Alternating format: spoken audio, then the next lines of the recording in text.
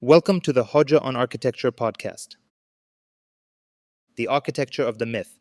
Chapter 9, Fire and Making, Technology as Myth.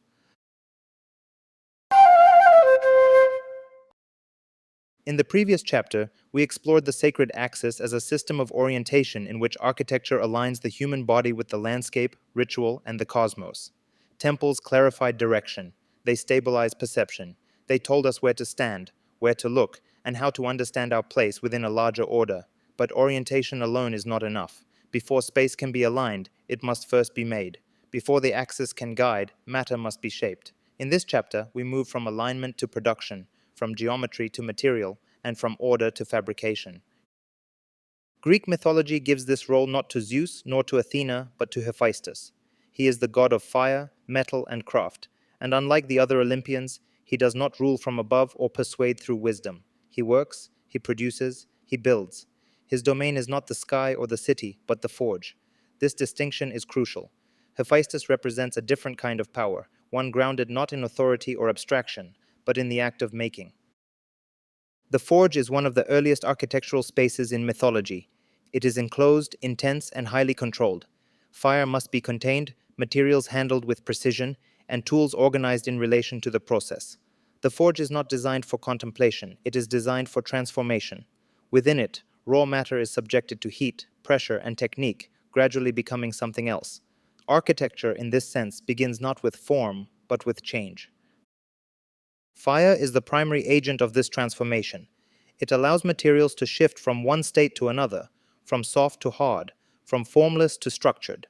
In myth, Hephaestus uses fire to create objects of extraordinary precision and power, from weapons to artifacts to mechanical constructs. Fire does not simply illuminate space, it produces it. It enables the very possibility of building by altering the physical properties of matter. This relationship between fire and making reveals something fundamental about architecture. Buildings are not merely assembled, they are transformed into existence.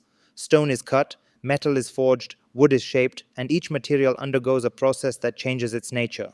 The final form of a building conceals this history of transformation, presenting itself as stable and complete. Yet beneath this apparent stability lies a sequence of controlled operations.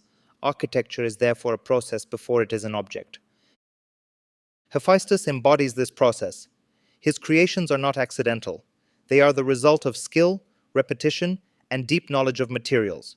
He understands how substances behave under pressure, how joints hold or fail, and how components come together to form coherent structures. In contemporary terms, we might describe this as tectonic thinking. It is not only about what a building looks like, but also about how it is put together. This emphasis on making distinguishes Hephaestus from other figures in Greek mythology. Zeus commands, Athena strategizes, Poseidon disrupts, Hephaestus constructs. His power is neither immediate nor visible from afar. It is embedded in the objects and systems he produces. His architecture does not dominate the landscape. It operates through material intelligence. The mythology surrounding Hephaestus often situates him away from the center of divine life. He is associated with volcanic landscapes, particularly the island of Lemnos, where fire emerges from within the earth itself. This setting reinforces the idea that production is both hidden and essential. The visible world depends on processes that occur out of sight, beneath the surface, in controlled environments. Architecture shares this condition. Much of what makes a building possible remains invisible once it is complete. Structural systems, connections, and material transformations are often concealed behind finished surfaces. What we see is only the final stage of a much longer process. The work of making disappears, leaving behind the illusion of effortless form.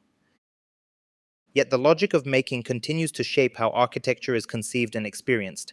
Contemporary design increasingly engages with fabrication processes, digital modeling, and material experimentation. Tools such as parametric design and robotic construction extend the capacity to control and manipulate matter. However, these technologies do not replace the fundamental principles embodied by Hephaestus. They refine them. In this context, the architect becomes a mediator between design and production. Ideas must be translated into material operations. Drawings must become instructions. Concepts must become assemblies. The distance between thinking and making may appear vast, but it is bridged through technique. Architecture exists precisely in this translation. This translation is never neutral. Decisions about materials, methods, and processes influence not only how a building is constructed, but also how it performs and is perceived. A structure assembled through careful joinery communicates a different logic than one produced through industrial repetition. Craft and technology are not opposites. They are different expressions of the same underlying concern with making. Hephaestus, therefore, should not be understood as a primitive artisan, but as a figure who reveals the depth of architectural production. His forge anticipates the workshop, the factory, and even the digital fabrication lab. Each of these spaces operates through controlled transformation, turning abstract ideas into physical realities. What changes across time is not the essence of making, but its tools. This continuity becomes particularly visible when we consider the role of fire in contemporary construction. While open flames may no longer dominate the building site, energy remains central to production. Materials are processed, machines are powered, and fabrication relies on controlled inputs that echo the transformative capacity of fire. The ancient forge evolves, but its logic persists.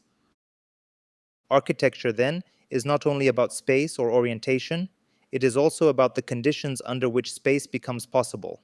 The story of Hephaestus reminds us that every building carries within it a history of labor, technique, and transformation. Even the most abstract design ultimately depends on material processes. To understand architecture fully, we must look not only at finished forms, but at how they are made. In doing so, we recognize that making is not secondary to design. It is integral to it.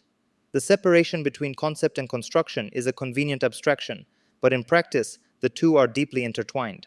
The act of drawing already anticipates building. The act of building, in turn, reshapes the original idea. Architecture is continuously negotiated between thought and matter. In the next chapter, we will bring together the ideas explored throughout this season.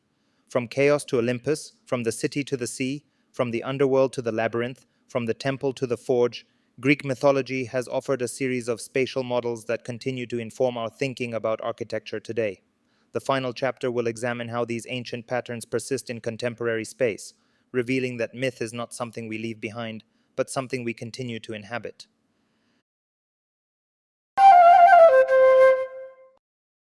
This concludes Chapter 9 of The Architecture of the Myth, Fire and Making, Technology as Myth. Thanks for listening. See you in the next episode.